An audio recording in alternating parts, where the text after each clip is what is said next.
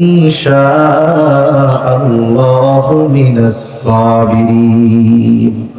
সন্তান বলে, হে আমার পিতা, ইফআল মা তুমার, আপনি ওটাই করেন যা করার আদেশ আপনাকে আল্লাহ তাআলা দিয়েছেন, তার মানে আপনি জবাই করেন। ইব্রাহিম আলাইহিস সালাম আল্লাহর নির্দেশ পালনার্থে সন্তানকে জবাইয়ের প্রস্তুতি নেন। জবাই করবেন, তবে পিতা আল্লাহর আদেশ মানবেন, কোনো সন্দেহ নাই। কিন্তু পিতা হিসাবে অন্তরে কষ্ট, চোখে পানি আসবে, অস্থিরতা কাজ করতে পারে। এইবার উল্টা সন্তান কেমন যেন সান্ত্বনা দেয় বাবাকে, সাতাজিদুনি ইনশাআল্লাহু মিনাস সাবিরিন। হে আমার পিতা, ইনশাআল্লাহ আপনি আমাকে ধৈর্যশীলদের অন্তর্ভুক্ত পাবেন। আল্লাহ তাআলা জানায় দেন, বাপ বেটা দুইজনই পরীক্ষায় পাস। বাপ বেটা দুইজনই পরীক্ষায় কি পাস। এইবার কোন বিষয়টা বলা উদ্দেশ্য? আল্লাহ তাআলার কাছে নেক সন্তান চেয়ে ইব্রাহিম আলাইহিস সালাম দোয়া করেছে, এই দোয়া কবুল হয়েছে। দোয়ার প্রতিফলন কি? বলে, বাবার কথায় আল্লাহর নির্দেশে ইসমাইল আলাইহিস সালাম হাসি মুখে বাবার শরীর নিচে চলে গেছে। কিন্তু আফসোস, আমাদের সন্তানের ব্যাপারে আমাদের অনেকের অভিযোগ অনুযোগ যে হুজুর একটু দোয়া কইরেন কেন? বলে, সন্তানের জন্য এমন কিছু নাই যেটা করি নাই। কি করছেন? বলে, সব করছি। বলে, হুজুর সব গ্রাম থেকে শহরে আনছি। আচ্ছা, গরমের দিন আমাদের কষ্ট হয়, আমাদের রুমে এসি না লাগাইয়া ছেলের রুমে লাগাইয়া দিছি। ভালো, আমি কষ্ট করে অফিসে হেঁটে যাই, রিক্সায় যাই, লোকাল বাসে যাই, ছেলে স্কুলে যাওয়ার জন্য গাড়ি কিনে দিছি। যা চাই তাই দিয়েছি। যখন স্কুল ছুটি হয় দেশ বিদেশে বিভিন্ন জায়গায় যেখানে যাইতে চায় নিয়ে গেছি।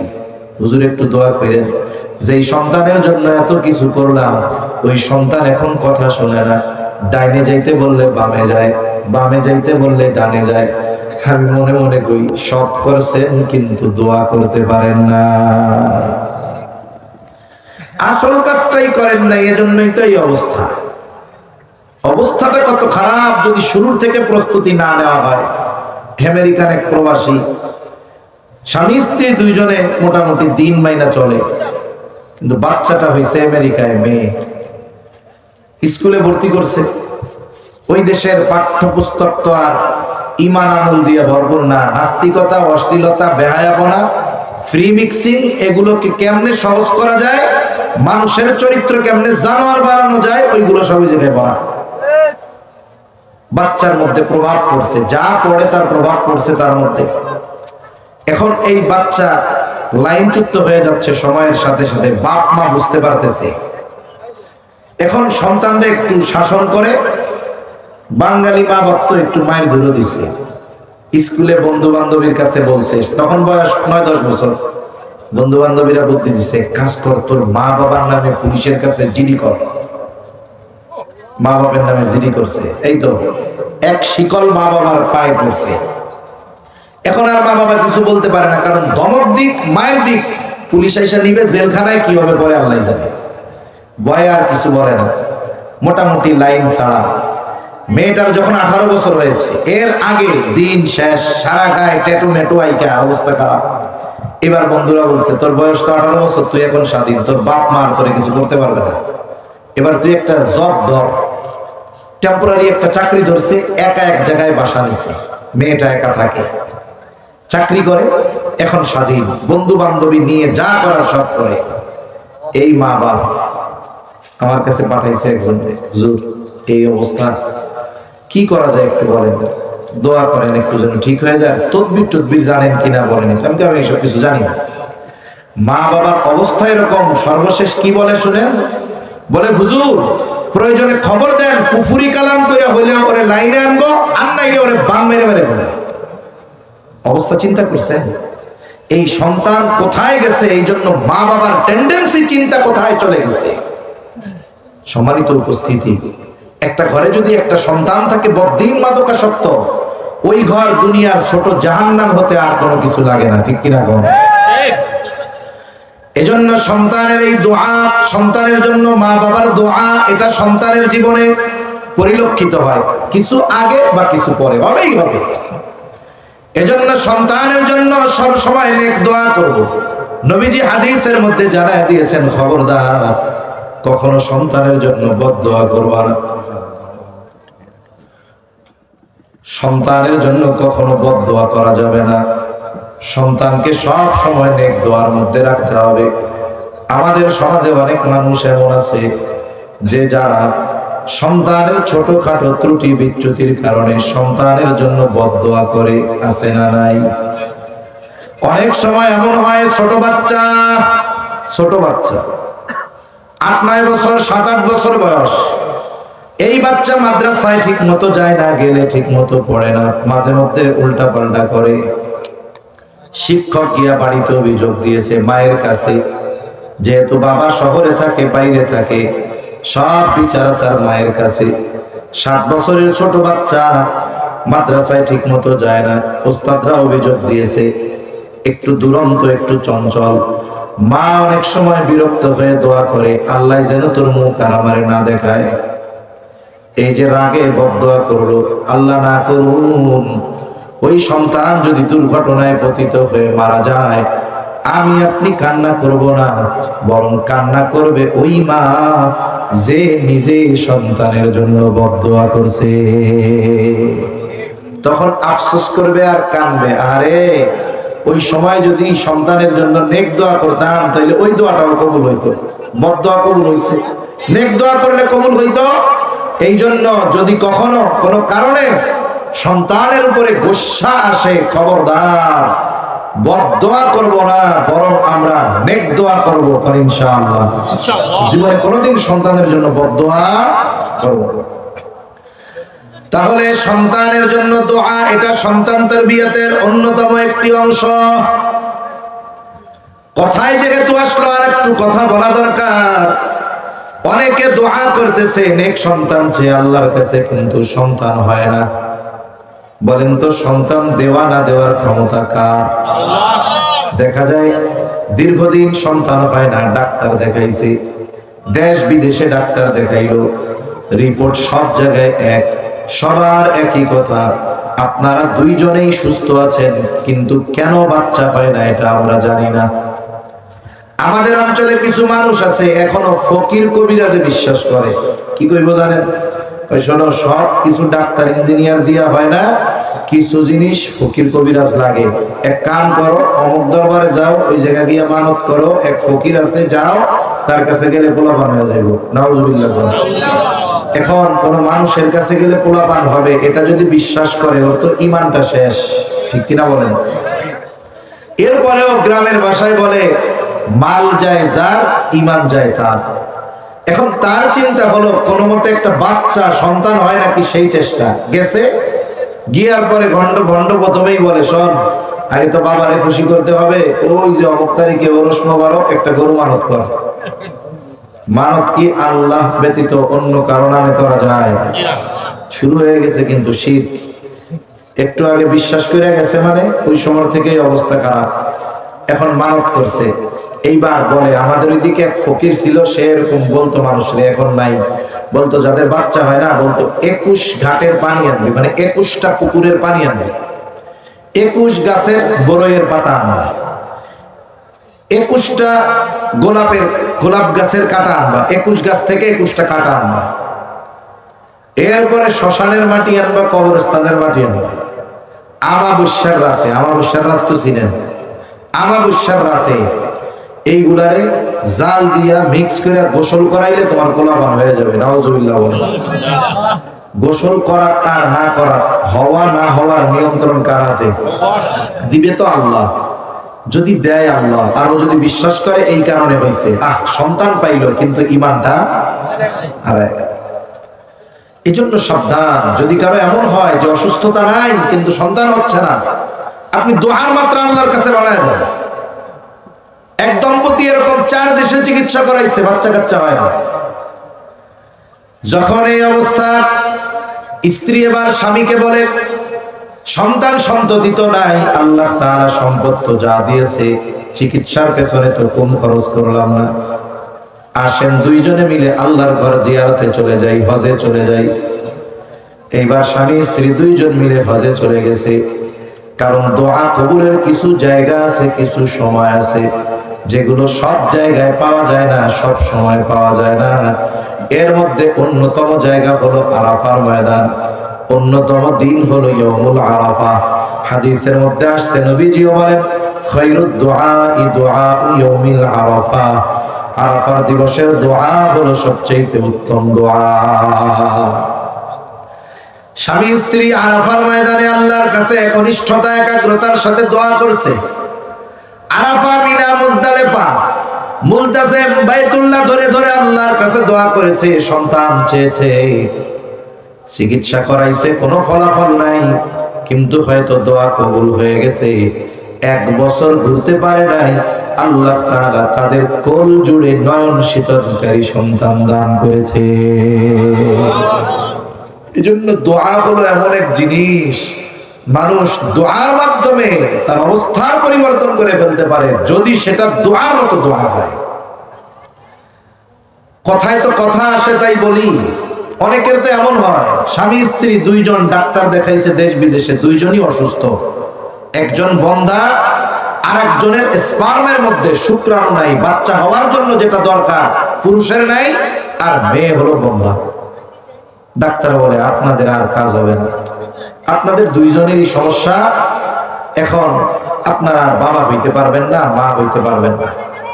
বলেন তো, যদি কেউ এইরকম অসুস্থ থাকে, আল্লাহ তাআলা যদি চায় এই প্রতিবন্ধকতা অসুস্থতাকে দূর করে সন্তান দিতে পারে কি পারে না? শুনেন, কোরআনুল কারীমের মধ্যে যত ঘটনা উপমা আমরা দেখি, আল্লাহ তাআলা এগুলো অতীতের নবী রাসূল, অতীতের কিছু বুজুর্গদের সাথে সংগঠিত ঘটনা আমাদের শোনাইছেন, কোরআনে জানাইছেন। তবে মনে রাখতে হবে, আল্লাহ তাআলা অতীতে যেটা করেছেন বর্তমানে সেটা করার ক্ষমতাও আল্লাহর পরিপূর্ণ আছে। জাকারিয়া আলাইহিস সালাম, উনি বৃদ্ধ হয়ে গেছেন, চুল দাড়ি সব পেকে গেছে, সাথে সাথে ওনার স্ত্রীও বন্ধা। স্বাভাবিক বিষয় কি, সন্তান হবে না, স্বাভাবিক। তবে একটা ঘটনা ওনার দিলের মধ্যে এক জোশ তৈরি করে দিছে, ওই জোশে দোয়া করছে, আল্লাহ দোয়া কবুল করে দিছে।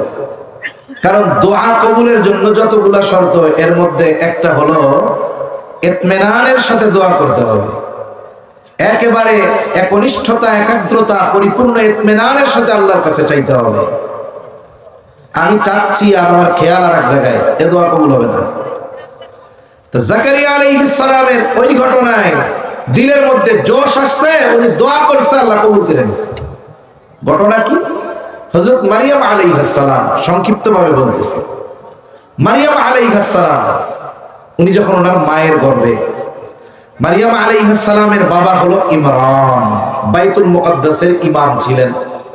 কোরআনুল কারীমে একটা সূরা আছে আলে ইমরান, বাইতুল মুকাদ্দাসের ইমাম ছিলেন মারিয়াম আলাইহিস সালামের মা, মারিয়াম আলাইহিস সালামের বাবা। মারিয়াম আলাইহিস সালাম যখন মায়ের গর্ভে, মারিয়াম আলাইহিস সালামের মা মানত করছে, আল্লাহ এই গর্ভের সন্তান আপনার নামে মানত করলাম, বাইতুল মুকাদ্দাসের খাদেম হবে, ইবাদত বন্দেগী করবে, বিবাহ শাদী কিছু দিব না, হায়াত ওই জায়গায় আপনার ইবাদত আর আপনার ঘরের খেদমত করে সে হায়াত অতিবাহিত করবে। খ্রিস্ট ধর্মে বৈরাগ্যবাদ, এটার বৈধতা ছিল যে কেউ একজন বিবাহ শাদী করবে না, বাগানে যায় ইবাদত করবে, এটা খ্রিস্ট ধর্মে বৈধতা ছিল, এটা অনেকাংশে ভালো মনে করা হতো। ইসলামে কিন্তু এটা নাই। ইসলাম সমাজের মধ্যে অবস্থান করার নির্দেশনা দেয়। তা উনি মানত করছে যে গর্ভের সন্তান আপনার নামে মানত করলাম, আপনার ঘরের জন্য ইবাদত বন্দেগী করবে, আপনার ঘরের খেদমত করবে। মানতটা করছে আমভাবে। আমাদের দেশে অনেকে মানত করে এরকম, আল্লাহ এই বাচ্চাটা যদি ছেলে হয় তাই রে হাফেজ বানাবো, মাদ্রাসায় দিব। এখন হইছে মেয়ে, যদি মেয়ে হয় তাইলে তার জন্য এই সন্তানকে, মানে সন্তানের ব্যাপারে মানত পূরণ করা ওয়াজিব না, কিন্তু ছেলে হইলে পূরণ করতে হবে। কিন্তু উনি ছেলে বা মেয়ে এটাকে আলাদা করে নাই, বলছে এই সন্তান আপনার নামে মানত করলাম, বাইতুল মুকাদ্দাসের খেদমত করবে আর ইবাদত করে হায়াত অতিবাহিত করবে। মুফাসসিরিনে কেরাম বলেন, এই জায়গায় মূলত মারিয়াম আলাইহিস সালামের মা সুকৌশলে আল্লাহ তাআলার কাছে ছেলে চাইছে। কেমনে? ওই সময়টাতে বাইতুল মুকাদ্দাসের খাদেম, সেবক হিসাবে কোনো মেয়েকে নেওয়া হইতো না, নেওয়া হইতো ছেলেদের। তা মারিয়াম আলাইহিস সালামের মা চিন্তা করছে, যেই দোয়া করছি, সন্তানরে তো মানত করছি আল্লাহর জন্য, তাইলে নিশ্চয়ই আল্লাহ ছেলেই দিবে। কিন্তু হইছে মেয়ে। কি হইছে? মেয়ে। কি হইল? মারিয়াম আলাইহিস সালাম তো সাধারণ মেয়ে না। এখন বিষয় হলো, ওই সময় যদিও বাইতুল মুকাদ্দাসে মেয়েদেরকে নেওয়া হইতো না, এটা একটা প্রচলন ছিল, কিন্তু উনি তো এখন মানত করছে, ওনার এই মানত পূরণ করা তো ওয়াজিব হয়ে গেছে। মারিয়াম আলাইহিস সালামের বাবাও মারা গেছে, এখন যিনি ইমাম, এই জাকারিয়া আলাইহিস সালাম, ওনার খালু। বাইতুল মুকাদ্দাসের যারা আছে এরা পরামর্শ করছে, যেহেতু আমরা আমাদের নিয়মে কোনো মেয়ে বাচ্চাকে নেই না বাইতুল মুকাদ্দাসের জন্য, যেহেতু মানত করছে, নেওয়ায় তো সমস্যা নাই, তাহলে মারিয়ামকে আমরা বাইতুল মুকাদ্দাসের জন্য নিব। সবাই মিলে চিন্তা করছে, সবার আশা আমাদের সাবেক ইমামের মেয়ে, লালন পালনের দায়িত্বটা আমি নিব। সবাই চায় আমি নিব, সবাই মারিয়ামের অভিভাবক হইতে চায়, কিন্তু অভিভাবক তো হইতে পারবে কয়জন? একজন। এখন লটারি হয়েছে, লটারি। সব লটারি কিন্তু জায়েজ না। আপনাদের অঞ্চলে আছে কিনা জানি না, মাঝে মধ্যে অটো, ইজি বাইক, সিএনজির মধ্যে বলে 10 টাকার লটারি কিনুন, 2 লক্ষ টাকার পালসার জিতুন। আছে? হারাম। কি জোরে কোন? তারপরে রেড ক্রিসেন্টের লটারি বিক্রি করে 10 টাকায় 40 লক্ষ টাকা। হারাম। কি জোরে বলেন? হারাম। এখন সবাই চায় দায়িত্ব নিতে, নিবে তো একজন। লটারি দেন। লটারি দিছে প্রথমবার জাকারিয়া আলাইহিস সালামের নাম, আবার দেন তাইলে, এইবারও জাকারিয়া আলাইহিস সালামের নাম, আবার দেন, এবারও জাকারিয়া আলাইহিস সালামের নাম। আল্লাহ তাআলা চাইছেন এটা, যে উনি যখন খালুর তত্ত্বাবধানে থাকবেন খালার কাছে, অসুবিধা নেই, যত্নে থাকবেন। আল্লাহও চাইছে। এবার উনি খালার তত্ত্বাবধানে বড় হচ্ছেন। যখন উনি বড় হয়েছে, ওনার জন্য বাইতুল মুকাদ্দাসের সাথে মসজিদের পাশে আলাদা একটা রুম করে দেওয়া হয়েছে। উনি ওই জায়গায় দিনের বেলা ইবাদত বন্দেগী করেন। যখন বড় হয়েছেন মোটামুটি ওই সময় থেকে আর রাতের বেলা খালার সাথে থাকেন, ওইখানে অবস্থান করতেছেন। সময়ের সাথে সাথে উনি বড় হয়েছেন, প্রাপ্তবয়স্কা হয়ে গেছেন। পবিত্রতা অর্জনের গোসল করার জন্য এক জায়গায় কাপড় টানাইছেন। উনি এখন গোসল করবেন, হঠাৎ করে একজন সুদর্শন যুবক ওনার সামনে হাজির। ভয় পেয়ে গেছেন উনি। দেখেই বলতেছে, قالت إني أعوذ بالرحمن منك إن كنت تقيا। দেখার সাথে সাথে বলতেছে, আমি তোমার থেকে দয়াময়ের কাছে, আল্লাহ তাআলার কাছে আশ্রয় চাই, যদি তুমি খোদাভীরু হও। কারণ চেহারার মধ্যে তাকওয়ার ছাপ, খোদাভীরুতার ছাপ। বলতেছে, তুমি যদি খোদাভীরু হও, তাহলে দয়াময়ের কাছে তোমার থেকে আমি আশ্রয় চাই।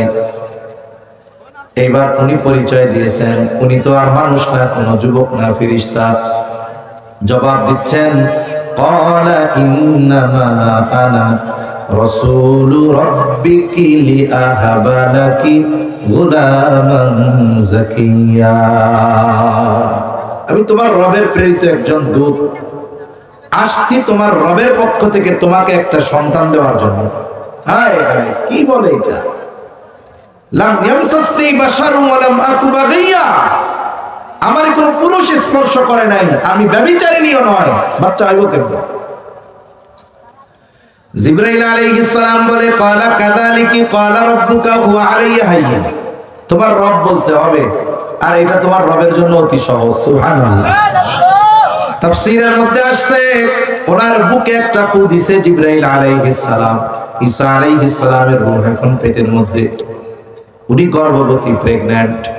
মুফাসসিরিনে কেরাম বলেন, যখন কারো সন্তান হয়, সন্তান ভূমিষ্ঠ হওয়ার সময় যত নিকটবর্তী হয়, ওই প্রেগন্যান্ট বা গর্ভবতী মহিলার শারীরিক গঠন তত পরিবর্তন হয়।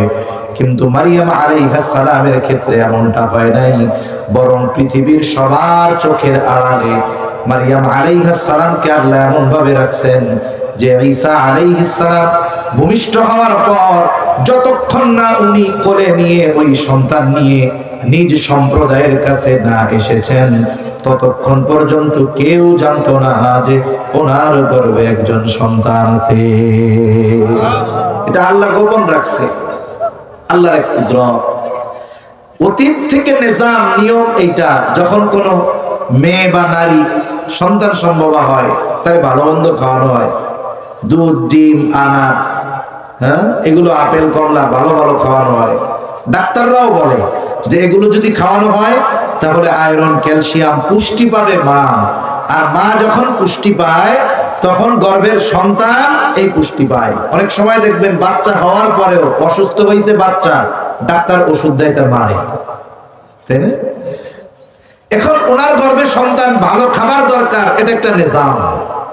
কিন্তু ওনার খালা, খালু, আত্মীয় স্বজন দুনিয়ার কেউ জানে না গর্ভে সন্তান, তাহলে ভালো খাবার কে দিবে?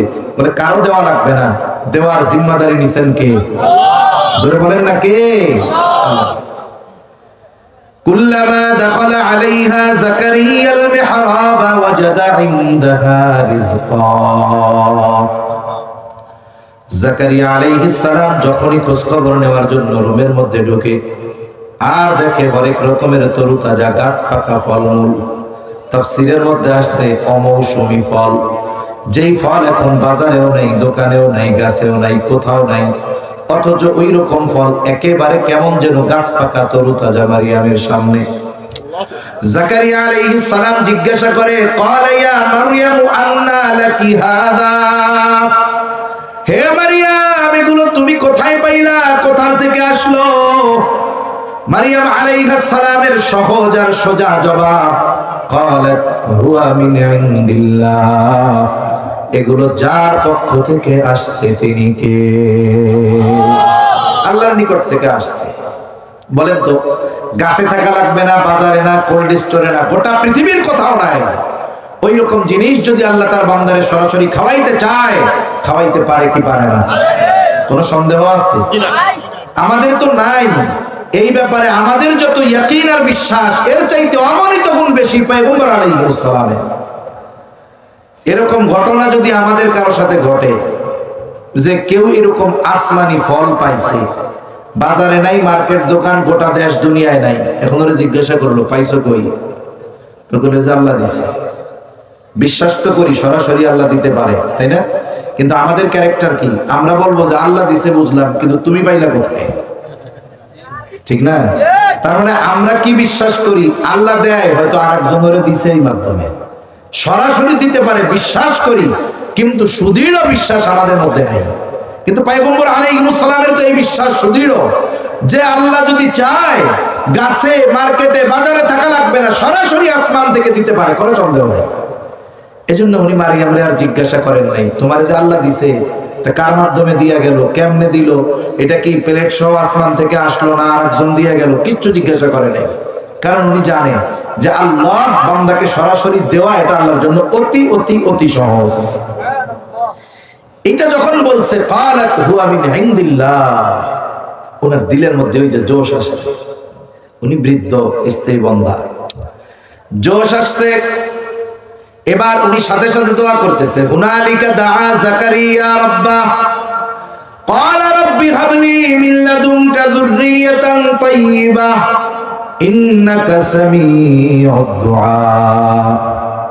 এই যে দেখেন, এমনিই তো বিশ্বাস আছে আল্লাহ দিতে পারে, যখন সামনে দেখছে, বলেন তো ইমানের প্রভাব, পাওয়ার আরো বাড়ছে, ঠিক কিনা বলেন? ইমানের নূর আরো বাড়ছে। আর পয়গম্বর আলাইহিস সালামের ইমান সব সময় বাড়ে। মনে রাখতে হবে, ইব্রাহিম আলাইহিস সালাম আল্লাহ তাআলাকে জিজ্ঞাসা করে, রব্বি আরিনি কাইফা তুহিল মাউতা, রব আপনি কেমনে মরারে তাজা বানাবেন?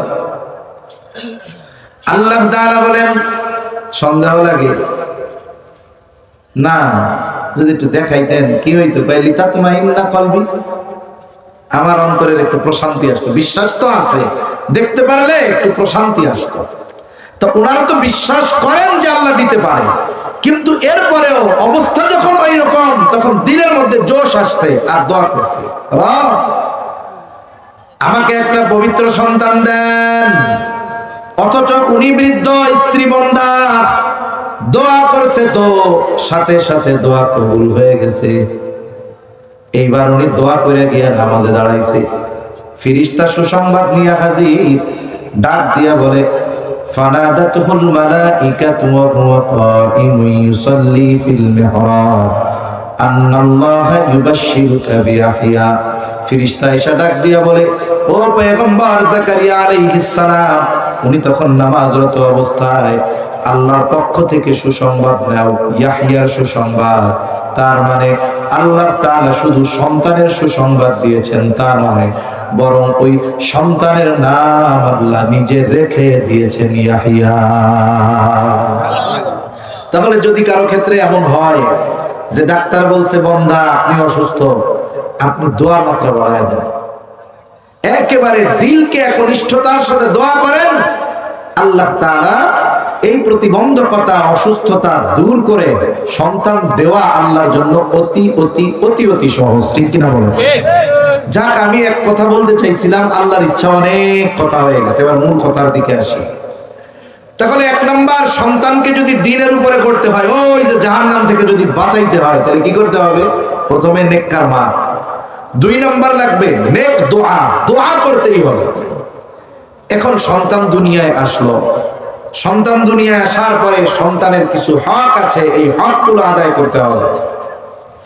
কিছু হুকুক আছে, এই হকগুলো আদায় করার পর জাহান্নাম থেকে বাঁচানোর যেই কাজগুলো, এগুলো 4টি বিষয়ের মধ্যে সীমাবদ্ধ রাখলে যথেষ্ট। 1 নাম্বার, সন্তান এবার একটু বড় হয়েছে, এবার সন্তানকে ঈমান শেখাতে হবে। কি শেখাতে হবে বলেন?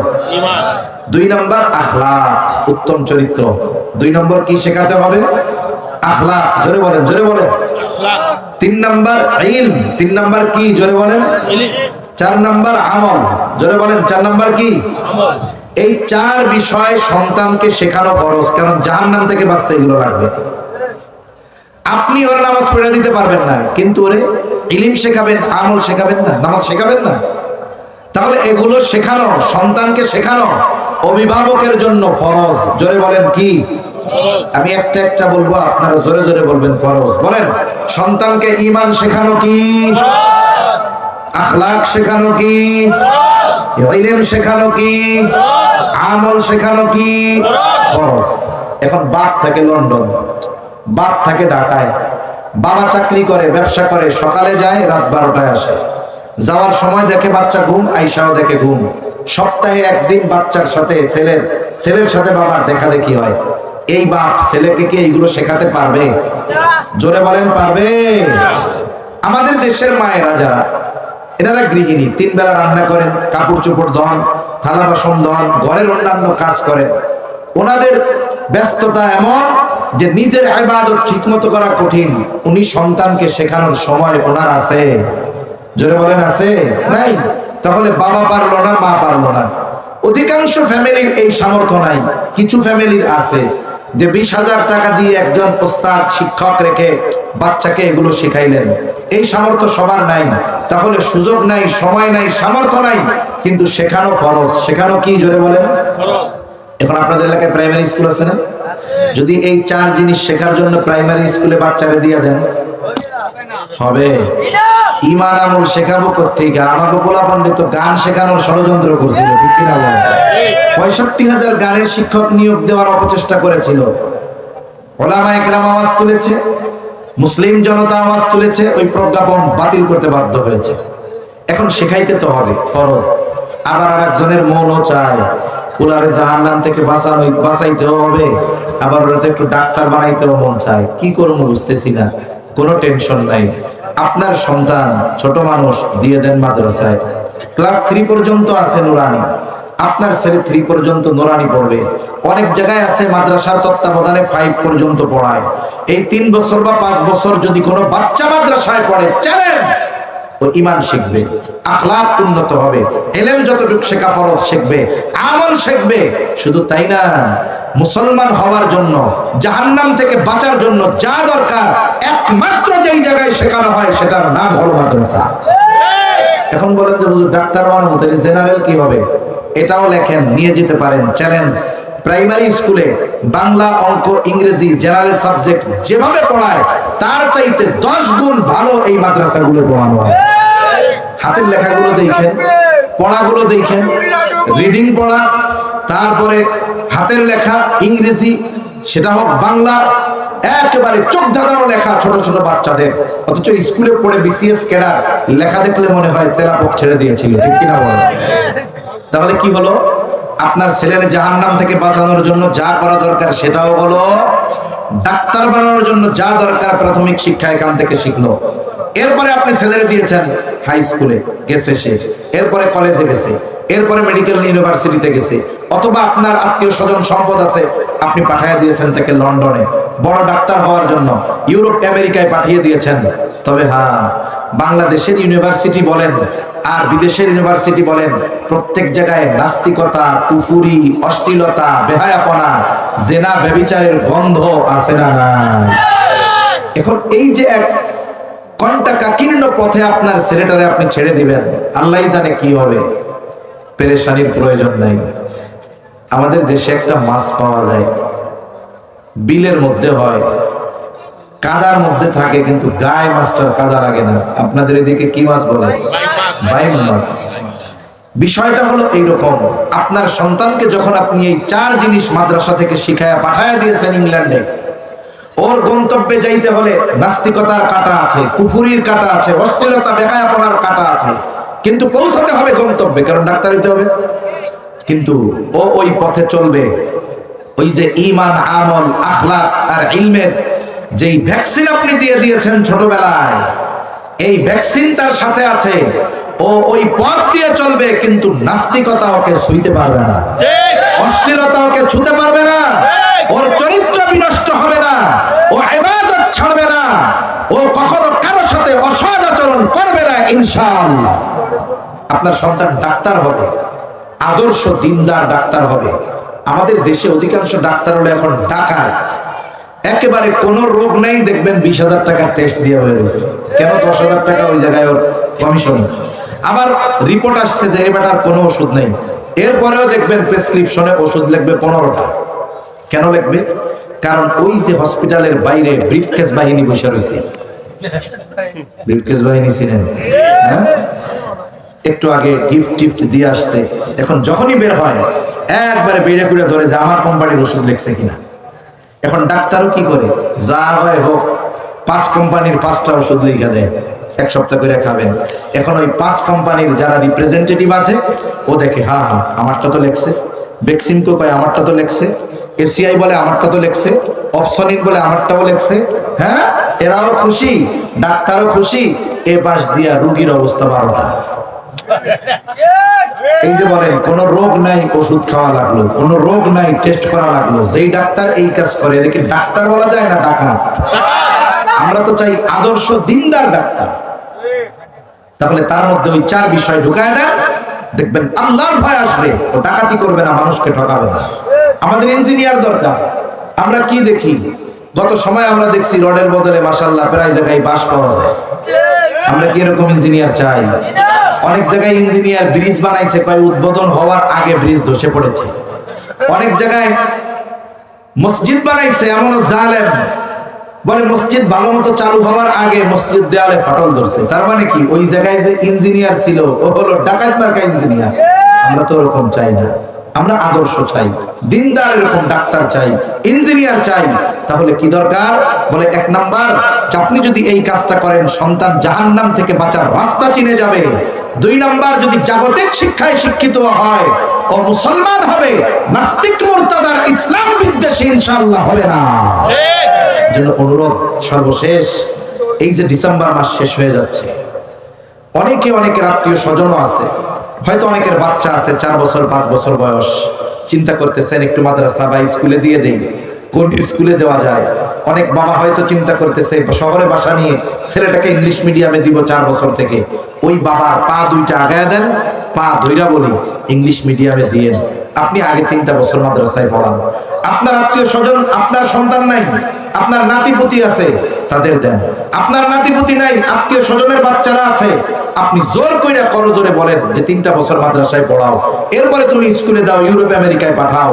ও ভাই, যদি একটা সন্তান আমার আপনার এই চেষ্টা প্রচেষ্টায় দিন চিনতে পারে, ইসলামের পথে চলতে পারে, জাহান্নাম থেকে বাঁচতে পারে, তাইলে এই বিষয়টাই কিয়ামতে আমার আপনার নাজাতের কারণ হতে পারে কি পারে না? এজন্য আমার কথা শেষ, যেহেতু ডিসেম্বর মাস শেষ, জানুয়ারি আসতেছে, অনেকেই হয়তো চিন্তা ভাবনা করতেছে, হয়তো আপনাদের মধ্যেও আছে, আপনাদের আত্মীয় স্বজনের মধ্যেও আছে, একটু তাশকিল করেন, একটু করজোরে হাত দুইটা ধরে বলেন যে আল্লাহর জন্য, ইমানের জন্য, ইসলামের জন্য আমাদের আগামী প্রজন্ম ধ্বংস হয়ে যাচ্ছে। মসজিদগুলোতে যুবক মুসল্লি পাওয়া যায় না, এখন যা পাওয়া যায় বুড়া। বলে এনারা মারা যাবার পরে মসজিদে নামাজ পড়ার লোক পাওয়া যাবে না। অথচ যারা মুরব্বী নামাজে যায় ওনাদের জিজ্ঞাসা করেন, ওনারা বালেগ হওয়ার আগ থেকেই মসজিদে 5 ওয়াক্ত নামাজ পড়তো। কিন্তু আমরা কি আমাদের আগামী প্রজন্মকে ওই রকম মসজিদমুখী, মাদ্রাসামুখী, দিনমুখী বানাতে পারলাম কিনা? আমি চলে যাবার পর আমার জায়নামাজের এই মুসল্লাটা, আমার জায়নামাজের জায়গাটা আমার কারো দ্বারা পূর্ণ হবে কিনা, এই চিন্তা করার দরকার আছে না? বলে একটু চিন্তা করেন। যদি এইভাবে আমরা দিন থেকে বিমুখ হই, তাহলে একটা জাতি দিনহীন হতে 100 বছর লাগবে না। একটা সময় দেখবেন আমার আপনার ঘরের সন্তান আমার আপনার বিরুদ্ধে দাঁড়ায় গেছে, বদ্দিন হওয়ার কারণে আমি আপনি তাদেরকে জাহান্নাম আর জান্নাতের পথ না চেনানোর কারণে। আল্লাহ সুবহানাহু ওয়া তাআলা আমাদের সকলকে সন্তানদের দ্বীনের উপরে গড়ে তোলার তৌফিক দান করেন। সকলে বলি আমিন। ওয়া আখিরু দাওয়ানা আলহামদুলিল্লাহি রাব্বিল আলামিন। আসসালামু আলাইকুম ওয়া রাহমাতুল্লাহি ওয়া বারাকাতুহু।